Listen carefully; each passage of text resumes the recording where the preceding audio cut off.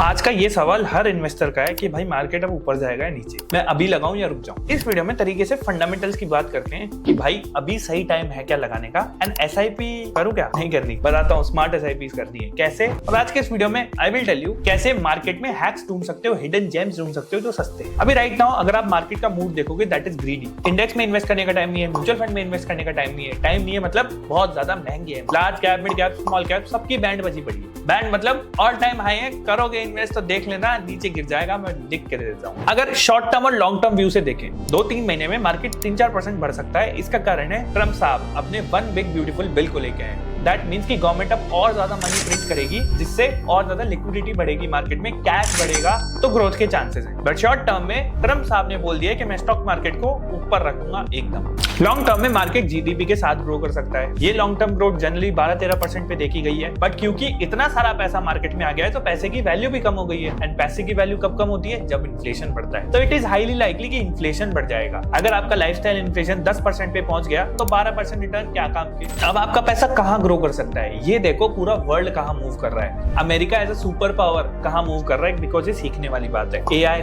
Robotics and biotechnology, ये सारे कुछ ऐसे सेक्टर हैं जो आपके आने वाले 10 साल में बहुत ज्यादा आगे बढ़ेंगे। अब मार्केट को कैसे आइडेंटिफाई करें, फंडामेंटल्स पे चले तो जीडीपी वीक है, तो पैसा लगाना थोड़ा सही टाइम नहीं है। टेक्निकल्स की बात करें तो निफ्टी का पीई 22 से 25 है, एंड जनरली जब भी ये हुआ है तो एक करेक्शन आया है। एंड सेंटिमेंट मैंने आपको बता ही दिया, ग्रीड मोड में है, सब लोगों का पैसे भरे पड़े, सबको इन्वेस्ट करने हैं। कौन सी चीजें जो डीपली अंडरवैल्यूड है, सस्ती है, आईटी। आप देखोगे लास्ट 3 से 6 मंथ्स में आईटी बहुत ज्यादा गिर चुका है। अब ये क्यों हुआ है, बिकॉज इंडियन आईटी ने कुछ इनोवेशन काम ही नहीं किया, कुछ एआई से रिलेटेड, रोबोटिक्स से रिलेटेड काम ही नहीं किया। तो आप देखो IT companies, defence, health care, US health care बहुत ज्यादा सस्ता है। मतलब यूएस के हॉस्पिटल्स एंड इंश्योरेंस कंपनी सारी अंडरवैल्यूड है। यूएस में इन्वेस्ट करने के लिए there are 2 apps, Vested and IND money, you can check it out. Portfolio कैसे बनाएं, शॉर्ट टर्म में अगर आपको प्रॉफिट हो रहा है बेच के थोड़ा निकल लो, बाहर आ जाओ, मार्केट को गिरने का वेट करो। अगर आपको लेट से 100 रुपए इन्वेस्ट करने हैं तो 70 रुपए करो, 30 रुपए डिप के लिए रख लो। हमेशा buy at dip, smart SIP उसी को बोलते हैं। आपकी जो एसआईपी चल रही है उनको मत रोको,